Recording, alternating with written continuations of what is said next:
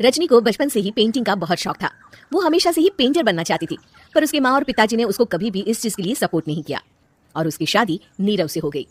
नीरव रजनी को बहुत प्यार करता था, पर रजनी हमेशा चुपचाप ही रहती। वो इस शादी से खुश नहीं थी। वो ये शादी नहीं करना चाहती थी। उसे तो हमेशा से पेंटर जो बनना था। अपने इस सपने को वो नहीं पूरा कर पाई, इसलिए वो हमेशा उदास रहती थी। रजनी, बहुत ही बढ़िया फिल्म लगी है, कल देखने चले? नहीं जी, कल मुझे बहुत काम है, मैं नहीं जा पाऊंगी। अच्छा तो कोई बात नहीं, संडे को चलते हैं। देखिए, मुझे फिल्म देखना पसंद नहीं है, आपको जाना है तो चले जाइए। नीरव को मना करके रजनी वहां से चली जाती है और अपने बैग को खोलकर उसमें बंद पड़े ब्रश और कलर्स को देखकर रोने लगती है। रजनी, चलो ना कहीं बाहर खाने चलते हैं, कुछ तुम्हारी पसंद का।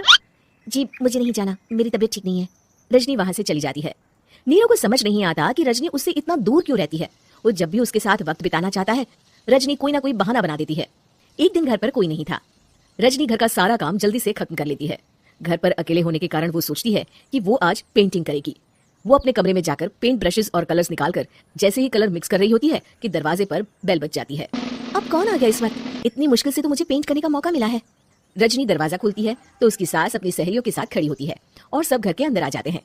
अरे बहू, सबको शरबत बनाकर पिला दे, बाहर तो बड़ी गर्मी है। जी। रजनी पेंट ना कर पाने से उदास हो जाती है। उसे गुस्सा भी आ रहा होता है कि उसने इस शादी के लिए हाँ क्यों कह दी।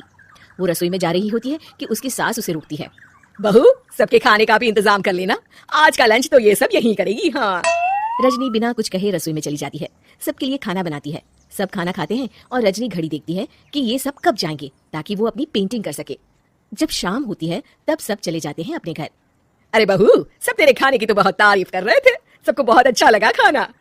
आपको मुझे सुबह बताना चाहिए था ना कि आपकी सहेलियां आ रही है। पता भी है कितना वक्त लगा सारा खाना बनाने में। अरे बहू, तू ऐसे कैसे बात कर रही है मुझसे?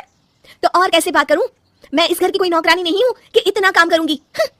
रजनी अपने कमरे में जाकर दरवाजा बंद कर लेती है। शाम को जब नीरव आता है तो उसकी माँ उसे पूरी घटना के बारे में बताती है। क्या रजनी ने आपसे इस तरह बात की माँ? हाँ, और पता नहीं उसे क्या हो गया है, शाम से बाहर भी नहीं आई है। मैंने तो कई बार आवाज दी, खाना भी नहीं खाया उसने। तू ही बात करके देख ले बेटा। नीरव अपने कमरे का दरवाजा खटखटाता है। रजनी, दरवाजा खोलो, मैं हूँ। रजनी दरवाजा खोलती है और फिर वापस जाकर अपने बिस्तर पर लेट जाती है। रजनी, माँ से बात करने का ये क्या तरीका है? मैंने कोई गलत बात नहीं की है। अरे तुम क्यों ऐसे बर्ताव कर रही हो सबके साथ? क्या तुम इस शादी से खुश नहीं हो? रजनी कुछ नहीं बोलती। अरे बताओ मुझे रजनी, क्या ये शादी तुम्हारी मर्जी के खिलाफ हुई है? हाँ, मैं ये शादी कभी नहीं करना चाहती थी।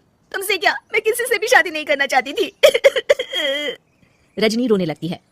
चुप हो जाओ रजनी, बताओ मुझे, तुम क्यों नहीं करना चाहती थी शादी? रजनी बेड के नीचे से अपने पेंटिंग्स, कलर्स, ब्रश, पेपर्स निकालती है। इतने में उसकी सास भी कमरे में आ जाती है। ये देख रहे हो, ये थे मेरे सपने। मैं पेंटर बनना चाहती थी, पर माँ पापा ने कभी सपोर्ट नहीं किया और मेरी शादी करवा दी। मेरे सारे सपने टूट गए। हर वक्त बस गुस्सा आता रहता है मुझे। मैं जानती हूँ कि आप लोगों की इसमें कोई गलती नहीं है, पर मैं क्या करूँ, मुझे समझ में नहीं आता। रजनी फूट फूट कर रोने लगती है। मुझे माफ कर दीजिए, आप दोनों के साथ मैं बहुत बुरा बर्ताव कर रही हूँ। अरे रजनी बेटा, चुप हो जाओ तुम। नीरव पानी लेकर आता है। ये लो पानी पियो और शांत हो जाओ। रजनी पानी पीती है और उसकी सास पेंटिंग्स देख रही होती है। अरे नीरव, हमें तो पता ही नहीं था कि हमारी बहू कलाकार है। अरे कितनी अच्छी पेंटिंग्स बनाई है, देखो तो। ये वाली तो मैं अपने कमरे में ले जाऊंगी। आपको ये पेंटिंग्स अच्छी लगी? अच्छी नहीं, बहुत अच्छी लगी। और तुमने हमें बताया क्यों नहीं? तुम जब चाहे पेंटिंग कर सकती हो रजनी, हम तुम्हारे सपनों को पूरा करने में तुम्हारा पूरा साथ देंगे। हाँ बेटा, हम कला की कद्र करते हैं। हम कलाकार तो नहीं, पर मुझे गर्व है कि मेरी बहू एक कलाकार है। रजनी, नीरव और सास तीनों हंस पड़ते हैं।